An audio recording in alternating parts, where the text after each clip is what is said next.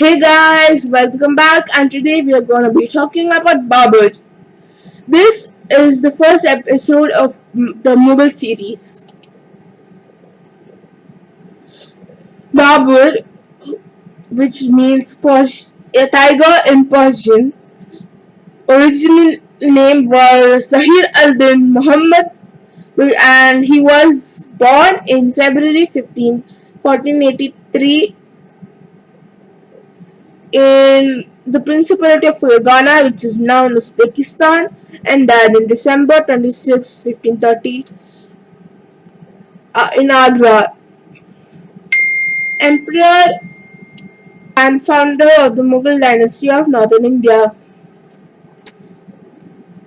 And he was emperor for 1526 to 1530, and he died in 1530. Babur, a descendant of the Mongol conqueror Genghis Khan from the mother side, and also the Turkic conqueror Timur from the father side, was a military adventurer, a soldier of distinction, and a poet and diarist of genius, as well as a statesman. Now let's talk about the early years of Babur. Babur came from the Balas tribe of Mongol origin, but isolated members of the tribe considered themselves Turks in language and customs because they lived a long time in Turkish regions. Hence, Babur drew most of his support from Turks, and the empire he founded was Turkish in character. His family had become members of the Chagatai clan, by which name they are known. Babur's father, Umar Sheikh Mirza, ruled the small principality of Fergana to the north of the Hindu Kush mountain range.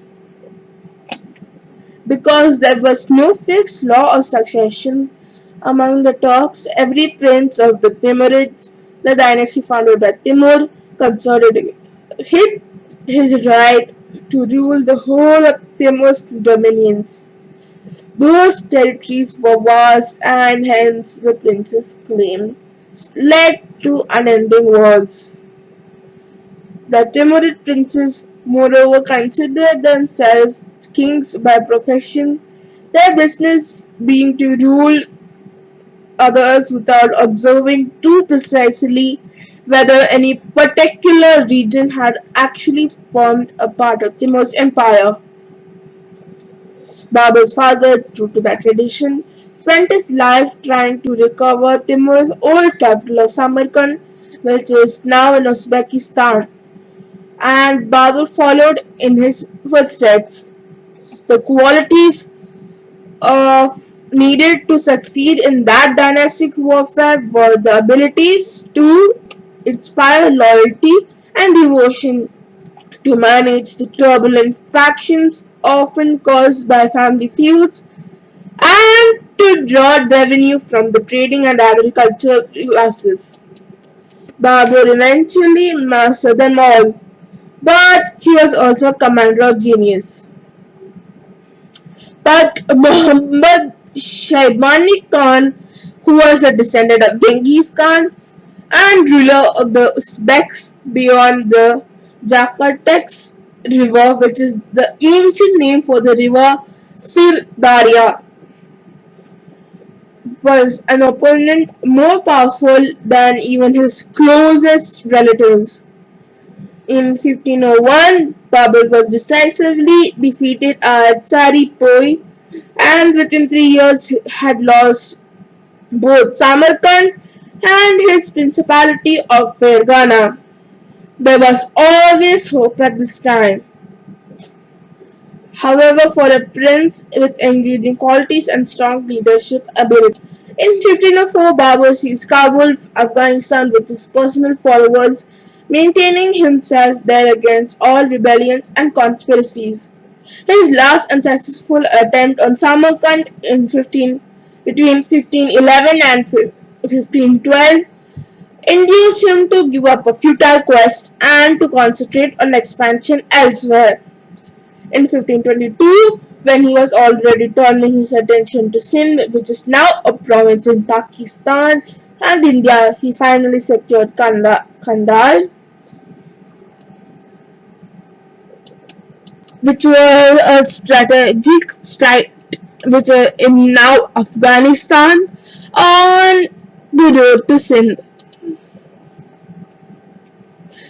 When Babur made his first raid into India in 1519, the Punjab region, which is now divided between the Indian state of Punjab and the Pakistani province of Punjab, was part of the dominions of Sultan Ibrahim Lodi of Delhi. But the governor Daulat Khan Lodi resented Ibrahim's attempts to diminish his authority. By 1524, Babur had invaded the Punjab three more times but was unable to master the tangled course of Punjab and Delhi politics sufficiently enough to achieve a firm foothold. Yet it was clear that the Delhi Sultanate was in continuous quarreling and rife for overthrow. After mounting a full-scale attack there, Babur was recalled by an Uzbek attack on his Kabul kingdom, but a joint request for help from Alam Khan, Ibrahim's uncle, and Daulat Khan encouraged Babur to attempt his fifth and first successful raid. Now let's talk about his major successes, and first let's talk about the victories in India. Setting out in November 1525, Babur met Ibrahim at Panipat, 50 miles, and which is 80 kilometers north from Delhi. On April 21st, 1526, Babur's army was estimated at no more than 12,000, but they were experienced followers, skillful at cavalry tactics, and were assisted by new artillery acquired from the Ottoman Turks. Ibrahim's army was said to number 100,000 with 100 elephants, but its tactics were old-fashioned and it was quarrelsome. Babur won the battle by coolness under fire, his use of artillery, and effective Turkish weaving tactics on a separated, discouraged enemy. Ibrahim was killed in battle with his usual speed. Babur occupied Delhi 3 days later and reached Agra on May 4th. His first action there was to lay out a garden now known as the Rambagh by the Yamuna, or also known as Jamuna River. That brilliant success must have seemed at the time to be of little difference from one of his former forays on Samarkand. His small force, burdened by the oppressive weather and located 800 miles from their base at Kabul, was surrounded by powerful foes. All down the Ganga, or also known as Ganges River Valley, were militant Afghan chiefs in disarray but with a formidable military potential. To the south were the kingdoms of Malwa and Gujarat, both with extensive resources, while in Rajasthan, Rana Sangha of Mewar or Udaipur was head of a powerful confederacy threatening the whole Muslim position in northern India. Babur's first problem was that his own followers, suffering from the heat and disheartened by the hostile surroundings, wished to return home as Timur had done. By employing threats, criticisms, promises, and pleas, brightly described in his autobiographies, Babur was unfocused them. He then dealt with Rana Sangha, who, when he found that Babur was not leaving as his Turkish ancestor had done, advanced with an estimated 100,000 horses and 500 elephants, with most of the neighboring raids still held by his force. Babur was virtually surrounded.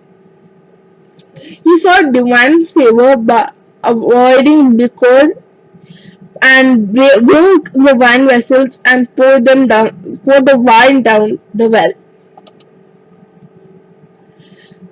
His followers responded both to that act and his exciting appeals and stood their ground at Cornwall, 37 miles or 60 kilometers west of Agra.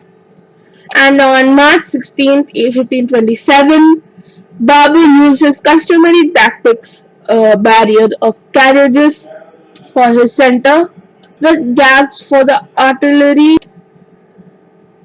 and for cavalry charges and wheeling cavalry charges on the wing.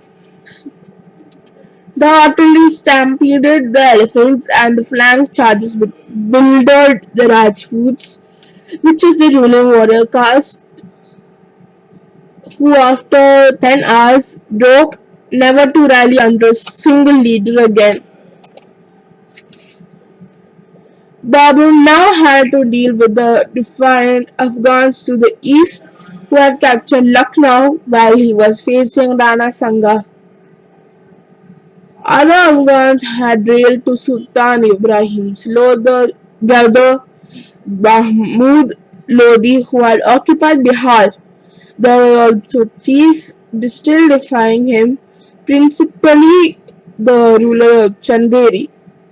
After capturing that fortress in January 1528, Babur turned to the east, crossing the Ganges. He drove the Afghans' capital of Lucknow into Bengal. He then turned on Mahmud Lodi, whose army was scattered in Babur's third great victory, that of the Ghagara, where the river joins the Ganges. On May 6, 1529, artillery was again decisive, helped by the skillful handling of boats. Now let's talk about the establishment of the Mughal Empire. Babur's territories were now secure from Kandahar to the borders of Bengal, with the southern limit marked by the Rajput Desert and the forts of Ranthambore, Gwalior, and Chanderi. Within that great area, however, there was no settled administration, only a jumble of quarreling chiefs. An empire had been gained, but still had to be pacified and organized. It was thus a risky heritage that Babur passed on to his son Humayun. In 1530, when